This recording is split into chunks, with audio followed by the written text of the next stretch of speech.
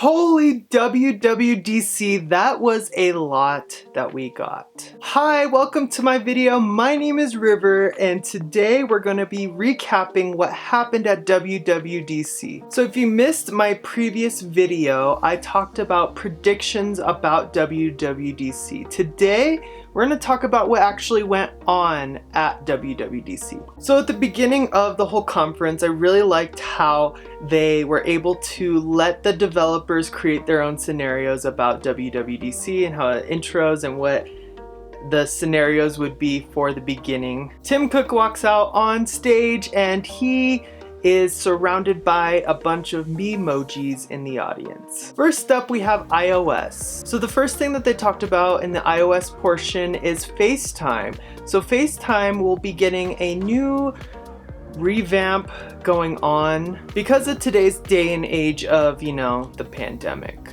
They wanted FaceTime to feel as natural, as comfortable as if you were talking to a real person, which you are essentially on a video chat, but they wanted to make it like you were talking to somebody face to face. Spatial audio is the first thing that they announced. So spatial audio will be in a sense of wherever you are on their phone, they'll be able to hear you out of whatever speaker. So say you're at the top right and you have a friend on the bottom left, you will be able to hear the top right friend speaking out of the top right speaker and the bottom left person speaking out of the bottom left speaker. Super cool. I think it's a good idea. Honestly, I thought that something like that should have been integrated, and I'm pretty happy that it is. So they also announced voice isolation. Voice isolation is really cool too because it will get rid of any background noise that's going on. I was very confused about the video because they had a girl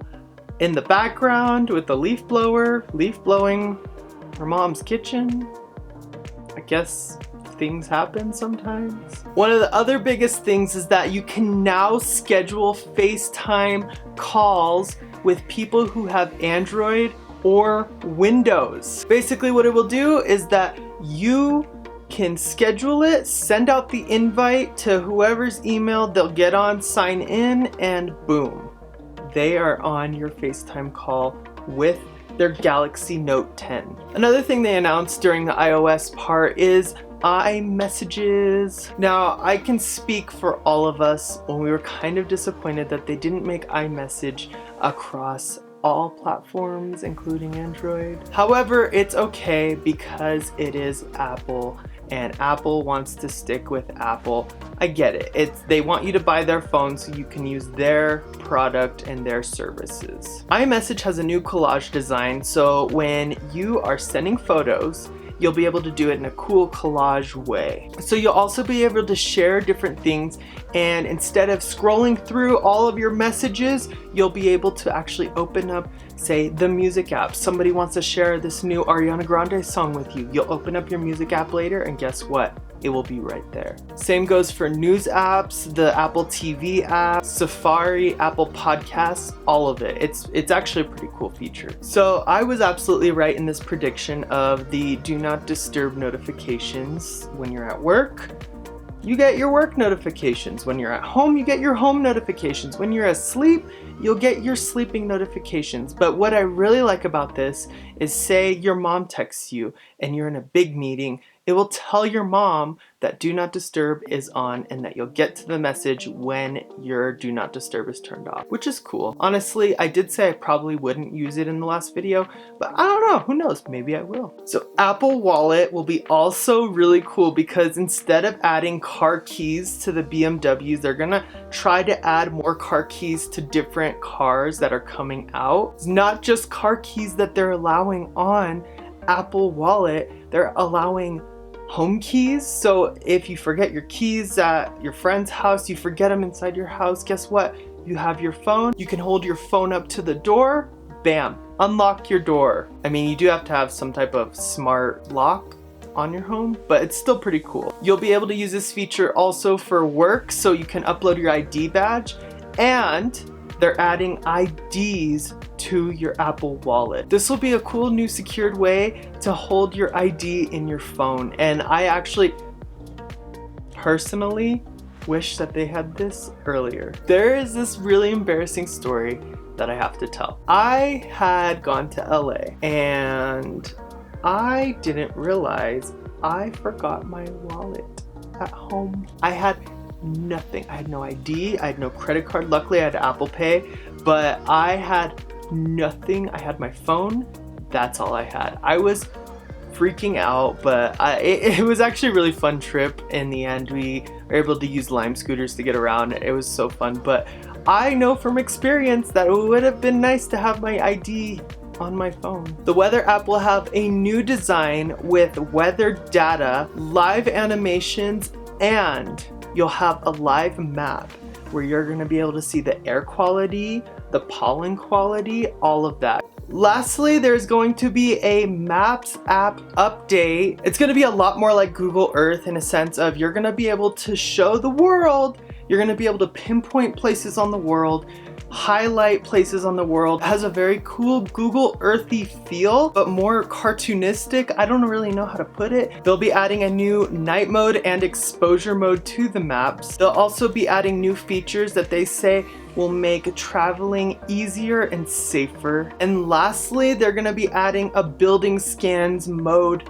It's basically, again, kind of like Google Maps, in a sense of you can hold your phone up, scan around, it will give you live directions from your phone. The Google Maps app is a little bit different though, because you can't be walking with your phone up. It will tell you you need to put your phone down so you can walk, which I mean I get, but it's kind of annoying. AirPods will have a new conversation mode where if you are hard of hearing, all you have to do is look directly at somebody when they're talking. It will boost their audio and lower the audio around. You'll also be able to increase the ambient noise on the AirPods, which is super cool. Siri will also be able to notify you about real-time sensitive notifications. Say you're at the grocery store, you want her to read off your list to you when you get to the grocery store, you have your earpods in, she'll do it once you get to the grocery store. It's pretty cool. AirPods will also have this really cool feature. It's kind of like the AirTag. So if you accidentally leave them behind somewhere, it will tell you that you left them behind. If you misplace them, you'll be able to use the same app that you use for the AirTags on the Find My, and you'll be able to actually follow the directions where your AirPods are. It works for the left one and the right one and the whole case if you lost the whole case too. iOS home screen widgets are here, finally. I'm so happy about this. If you watched my last video, I explained how much I wanted widgets, but I'm also super excited because they're gonna add the app library into the dock. So all you have to do is hit the bottom button. You'll be able to search up any app you want. It's super cool. You can also go on Spotlight search, but this is super cool too. You can also hide the pages you no longer need. So you don't need to have 20 pages in your home screen. You can hide whatever pages you don't want. If you want to bring them back, just unhide them. Apple will also be multitasking in a new different way. It's going to allow you to drag and drop split view in the multitasking mode. It's also going to have a little top part where you can split view the screen. You pick what app you want to split view with, and you can do different things. In the live stream, he did use an example of a podcast. You have podcast notes on one side, you have your podcast recording on the other. Works perfect. And then when you're done with it, you just swipe it off.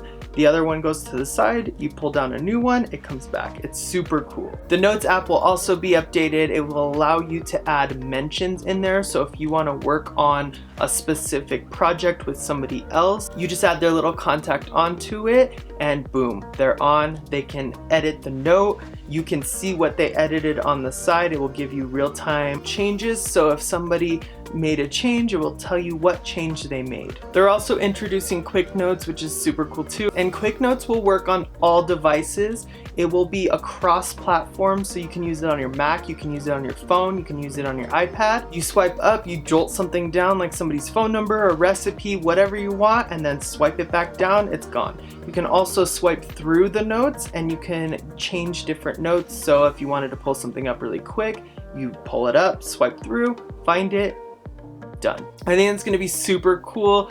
It's going to be super amazing for people who do a lot of note taking. Personally, I'm more excited though about Swift Playgrounds. So Swift Playgrounds is a really cool app. It teaches you how to code, but coming this fall, it will actually allow you to have a guide.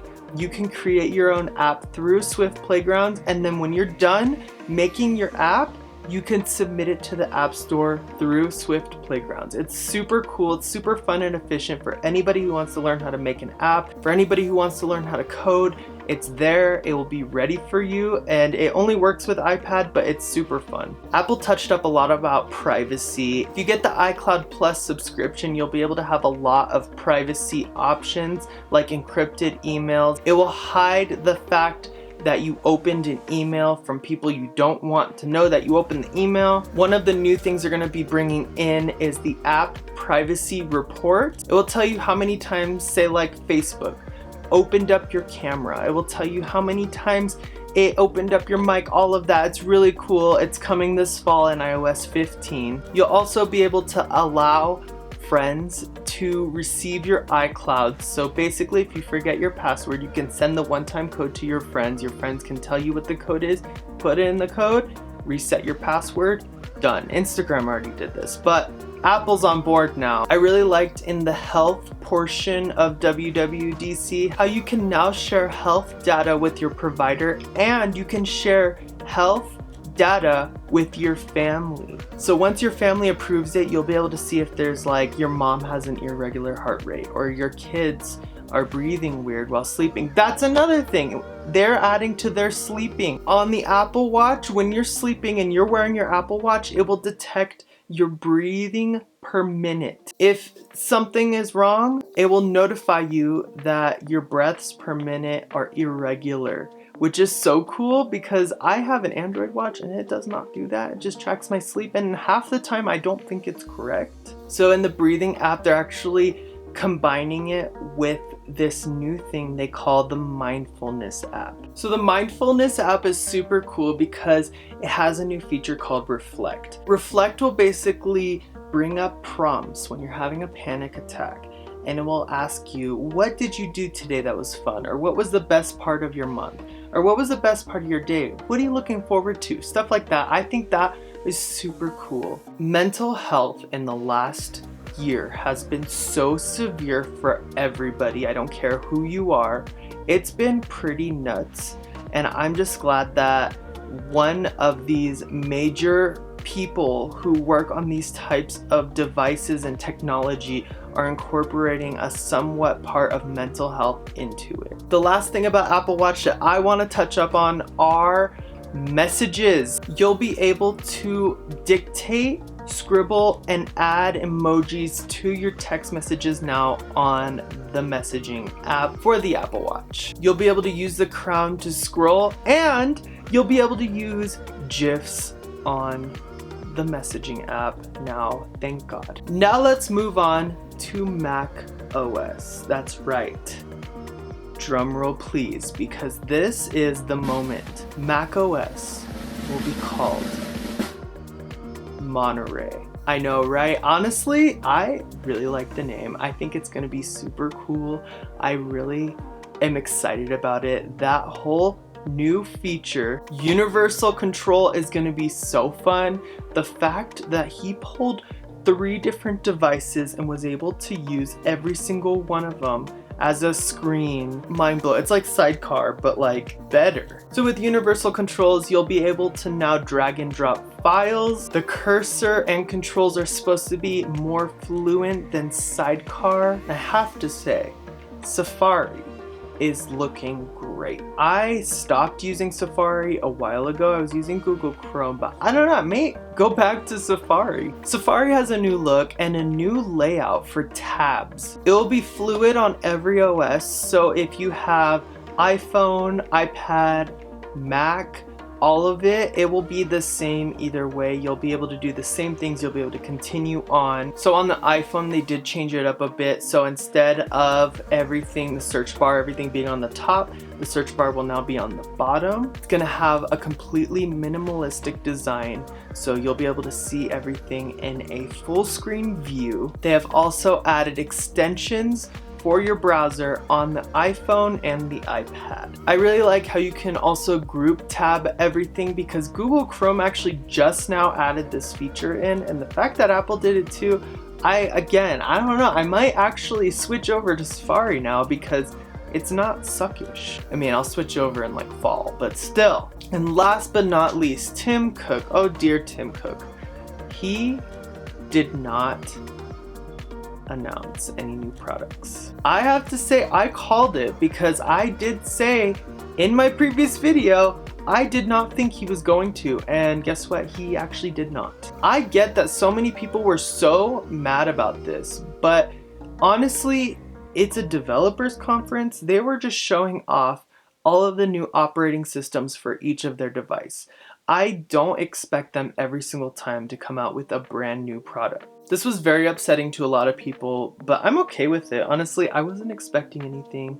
I had low expectations and I was not let down. I think that all of these new features were great, and I cannot wait until fall when they are all available. I am a huge iPad user, and every single thing that they announced for the iPad was super fun and cool. Thank you so much for watching this video. If you liked the video and you like WWDC this year, hit that thumbs up button down below. If you like me and you like this channel, subscribe, and I will see you guys in the next one.